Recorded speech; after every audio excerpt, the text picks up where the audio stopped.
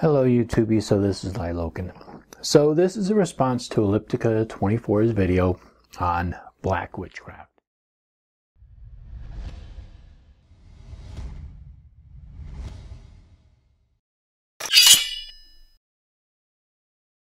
Elliptica, thank you so much. I thought it was really interesting watching all these videos on, especially when we were talking about dark and light witchcraft, and all the various different opinions that people had of it.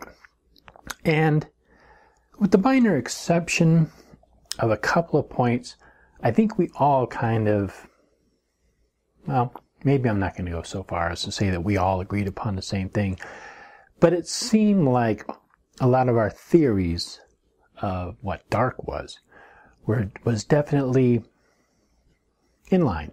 I think they came to, I think we all sort of had the same general idea of a darkness being the chthonic aspects of life, or the darker aspects of life that we don't necessarily want to see or recognize, but they're there, and even recognizing it within ourselves, and understanding that and coming to grips with it. So now, as far as black witchcraft, I think I heard this in Elliptica's voice too, is that I don't like the terms black and white, because I don't think everything is so cut and dry. Not every a-hole you meet on the street is going to be wearing the black shirt, and every really cool person is going to be wearing a white shirt. It's just not that easy. It's easy in our minds to categorize things and place some people in this category and some people in that category and other people in this category, and then say, okay, all those people in that category are this way, and all these people in this category are that way. It's just not that easy. But as far as the term black magic, I think it refers to activities or using anger and frustration to do a curse or a hex or impede, somehow restrain or hold or bind or somehow inflict some kind of a negative effect upon another person for whatever reason you feel is justified. And a long time ago, I learned that whatever I want to do, think about it for 24 hours.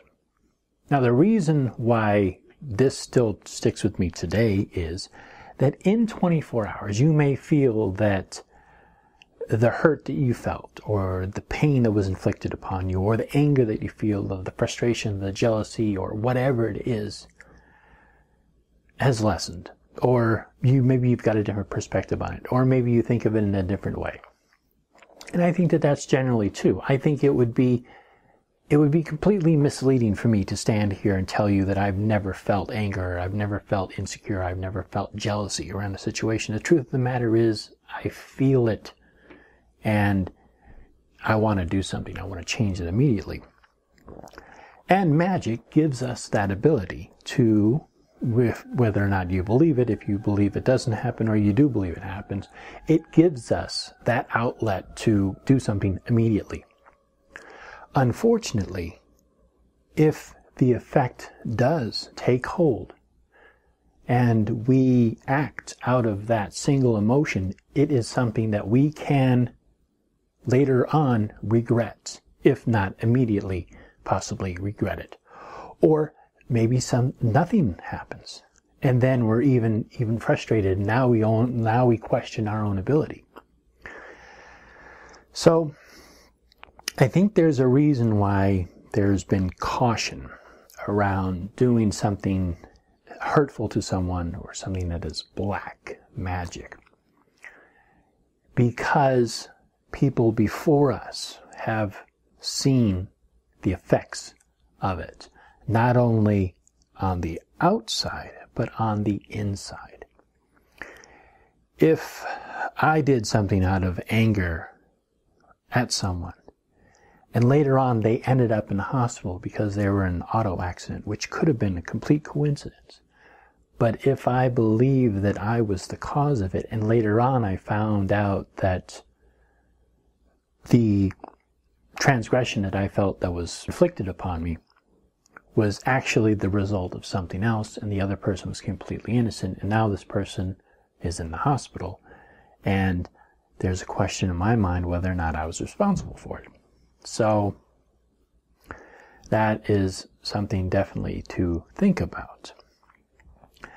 Now that we've kind of established why one wouldn't want to do what is considered to be black magic, there are definitely reasons for doing it. If you need to protect yourself, that there are justified reasons for performing certain types of black magic, and I'm not going to get into that right now.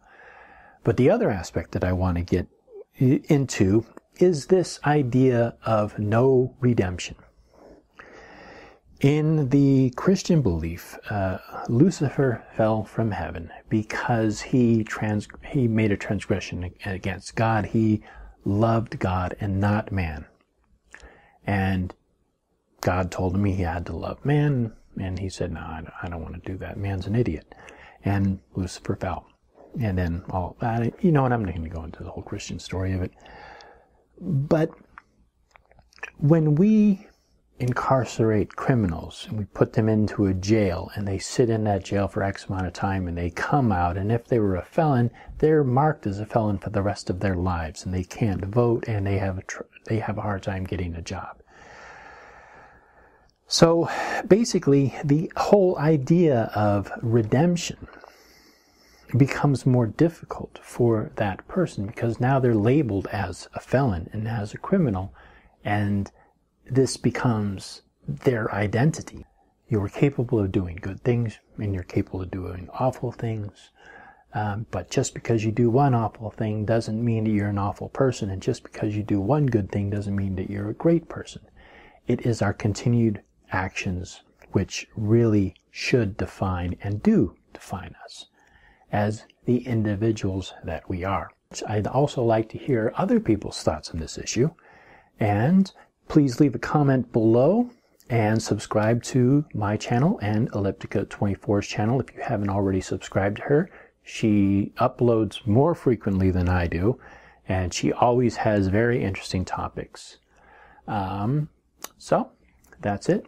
Thank you, and blessed be.